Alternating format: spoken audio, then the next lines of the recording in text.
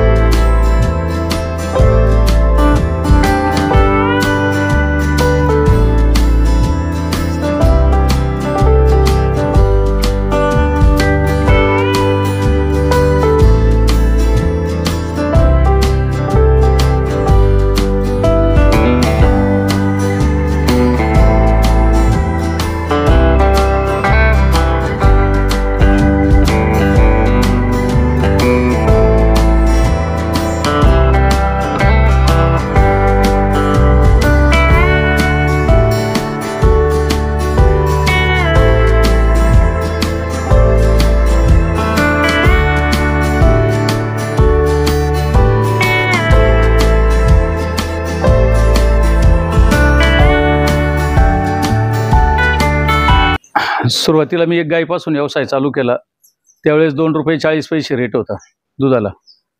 परंतु कोरडवाहू क्षेत्र असल्यामुळे पाण्याचं प्रमाण कमी असल्यामुळं दूध व्यवसायाकडे वळलो आणि सुरुवातीच्या एक गायीपासून आता माझ्याकडे 70 गायी झालेल्या आहेत आणि जवळजवळ 65 गायी घरच्या आहेत। घरच्या कालवडांपासून 65 गायी झालेल्या आहेत। हे करत असताना मुलांची मला फार मोठी साथ भेटली। एक मुलगा डॉक्टर आहे, आता गुरांचाच डॉक्टर आहे, तो आता सर्व व्यवस्थित नियोजन करत असतो आणि एक मुलगा इंजिनियर आहे, तो पुण्याला असतो। तर त्याच्यामुळं ह्या ज्या सर्व 70 गायी आहेत ह्या सर्व घरच्याच गायी करता आल्या। लहान लहान वासरं जी आहेत त्या पुन्हा विकता ती वाढवत जाऊन त्यांच्यापासून गाया तयार केलेल्या आहेत आणि त्या पण डॉक्टर घरचा असल्यामुळे गाया चांगल्या टक्केवारीच्या गाया तयार झालेल्या आहेत। 25, 30, 35 पर्यंतच्या गाया दूध देणाऱ्या ब्रीडिंगचं तयार केलेल्या आहेत। चारा नियोजनासाठी या ठिकाणी प्रथमतः एक सरदारची कुट्टी मशीन घेतली आणि मुरघासाची सुरुवात केली। मुरघासाचा रिझल्ट चांगला भेटलेला आहे। शेतकऱ्यांसाठी हा जो मुरघास आहे चाऱ्याचं वेस्टेज जात नाही आणि मुरघासामुळं मका जी आपण शेतामधून आणतो ती मका एका वेळेस हार्वेस्टिंग केली जाते, त्याच्यामुळे तिची क्वालिटी चांगली राहते आणि मुरघास केल्यामुळं तिची क्वालिटी सुधारते आणि जनावरं मुरघास आवडीनं खातात आणि त्याच्यामुळं जनावरं दुधाचं ज्यांचं जे दूध आहे रोजचं ते 4-6 लिटरनी दूध वाढलं जातं। त्याच्यामुळं मुरघासाकडं आम्ही वळलो आणि मुरघासाबरोबर आता आम्ही छोटी बॅग बनवण्याची सुद्धा मशीन घेतलेली आणि 50-55 किलोच्या पॅकिंगची ती सुद्धा चालू केलेली आहे। तर त्याच्यामुळं दुसरी मशीन घेतली। मुरघासाचं मुळं जनावरांची तब्येत आणि दूध देण्याची क्षमता वाढली आणि त्याच्यामुळं दूध धंदा करणं हा सोयीचा कमी कष्टाचा व्हायला लागला।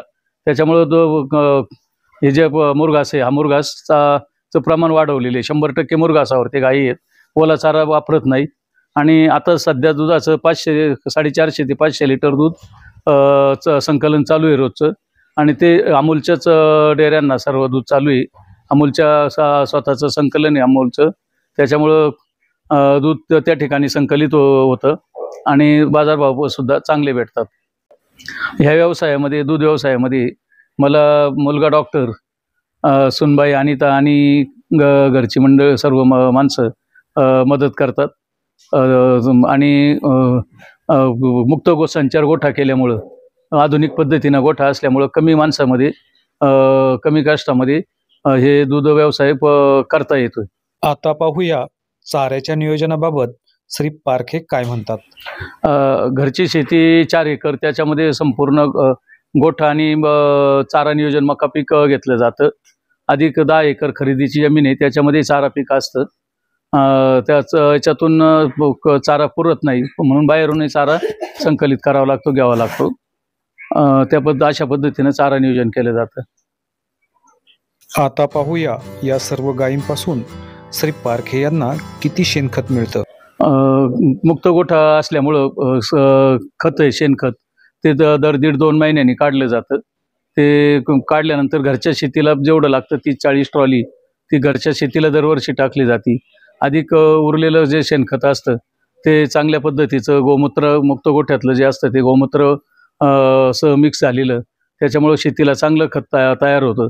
ते बाकीचं शेणखत आम्ही बाहेर विकलं जातं घरी वापरून. तर साधारण 1.5-2 लाखाचं उत्पन्न त्याच्यापासून वर्षाला शेणखतापासून मिळतं. तर मित्रांनो, तुम्हाला आमचा हा व्हिडिओ कसा वाटला आम्हाला कमेंट बॉक्समध्ये जरूर कळवा आणि आमच्या यूट्यूब चॅनलला फॉलो करायला विसरू नका. धन्यवाद.